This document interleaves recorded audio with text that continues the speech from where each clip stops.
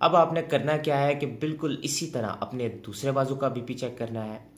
तो आइए दूसरे बाजू में बीपी भी चेक करते हैं ताकि आपका ये स्टेप दोबारा दोहरा लिया जाए। तो आपने सबसे पहले क्या करना है कि आपने इसका पूरा ऊपर ले जाना है।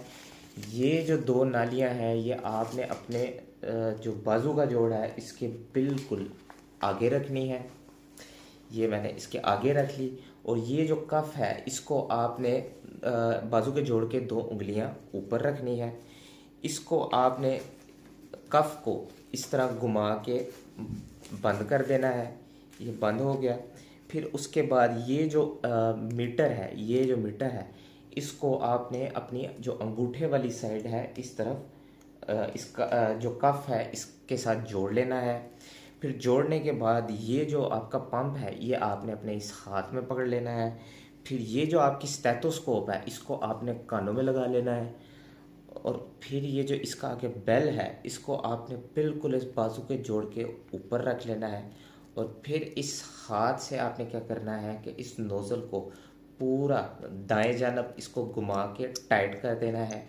फिर टाइट करने के बाद आपने इसमें हवा भरते जाना है और इस सुई को 200 तक ले जाना है।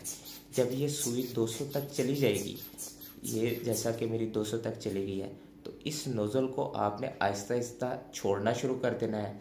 जब हवा निकलना शुरू हो जाएगी तो जिस जगह पे आपको सबसे पहली डुस डुस की आवाज़ आएगी वो आपका ऊपर वाला बीपी होगा जिसको सिस्टोलिक बीपी बोलते हैं।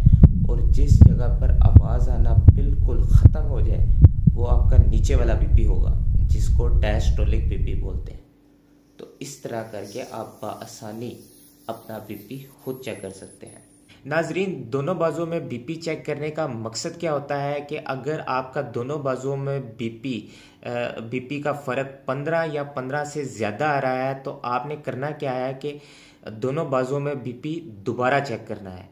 और दोबारा चेक करने पर फिर दोनों बाजुओं के बीपी में फ़र्क 15 या 15 से अगर ज़्यादा आ रहा है तो इन दोनों में से जिस बाजुओं में बीपी ज़्यादा होगा वो आपका असल बीपी होगा।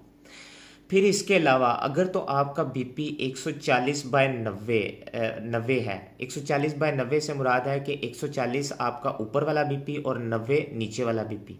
अगर तो इतना है या 140/90 से ज़्यादा है तो फिर आपने क्या करना है कि उसी बाजू में जिस बाजू का बीपी 140/90 है उसमें दोबारा बीपी चेक करना है। और दोबारा चेक करने पर अगर आपका बीपी कुछ और आ रहा है, जैसे कि अगर फ़र्ज़ करें 150/90 आ रहा है, फिर आपने क्या करना है कि तीसरी बार चेक करना है। और तीसरी बार चेक करने पर अगर आपका फिर 130/80 फ़र्ज़ करें 130/80 आ रहा है तो जो आखिरी 2 बार आपने चेक किया है इसमें से जो सबसे कम वाला बीपी होगा, जैसा कि 130/80 सबसे कम वाला था, तो ये आपका असल बीपी होगा। लेकिन अगर तो आपका दोनों बाजुओं में बीपी का 15 या 15 से ज़्यादा फ़र्क भी नहीं आ रहा और आपका जो बीपी है वो 140/90 या उससे ज़्यादा भी नहीं है, मतलब उससे कम है, तो फिर आपको ये सब करने की ज़रूरत नहीं है। आपने सिंपल क्या करना है कि दोनों बाजुओं का बस बीपी लेना है और वो आपका असल बीपी होगा।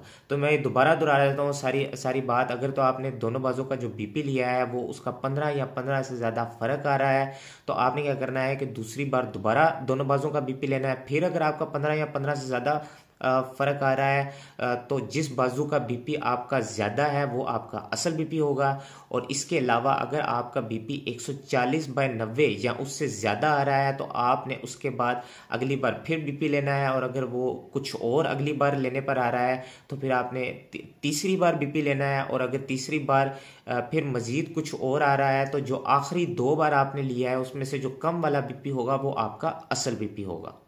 ये जो सब तरीका जो मैंने अभी आप लोगों को बताया है, इस तरह से बीपी चेक करने के बाद अगर तो आपका बीपी 140/90 या उससे ज़्यादा आ रहा है लेकिन 180/120 से कम आ रहा है तो पहली तो बात ये कि आपको बीपी का मसला है। लेकिन अभी इसकी तशख़ीस नहीं हुई और इसकी तशख़ीस के लिए आपको अगले 7 दिन सुबह शाम रोज़ाना बीपी चेक करवाना पड़ता है। और हमेशा बीपी की दवाई लगाई भी तब जाती है जब इसकी तशख़ीस हो जाए। तो इसकी तशख़ीस के लिए मैं अपनी अगली वीडियो में मुकम्मल बताऊंगा कि इसकी तशख़ीस कैसे की जाती है। इसके अलावा एक जो बात बहुत अहम है कि अगर तो आपका बीपी 180/120 से ज़्यादा है और इसके साथ आपको जिस्म में कोई अलामात आ रही हैं, तो आपको फ़ौरन से एमरजेंसी जाना होगा। ऐसी सूरत हाल को हम हाइपरटेंसिव एमरजेंसी बोलते हैं।